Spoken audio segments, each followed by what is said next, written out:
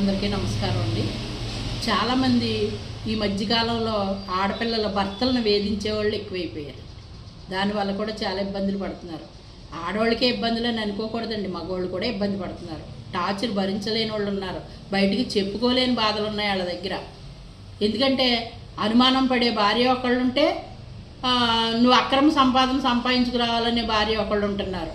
ఈ లగ్జరీ లైఫ్లకి అలవాటు పడిపోయి ఏం చేస్తున్నారంటే ఇంట్లో భర్త తెచ్చి సరిపెట్టుకోవటం చేతకాక ఏం చేయాలో తెలియక చూసిందల్లా కొనేసి ఆ భర్తను ఏదింతే తెచ్చే పరిస్థితి ఉండదు కదండి. ఎంతవరకు తేగలరో వాళ్ళు అంతవరకు తేగలరు.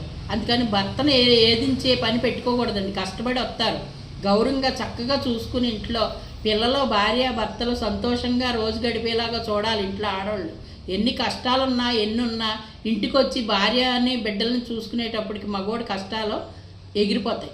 అది గమనించాలి. భర్తని వేది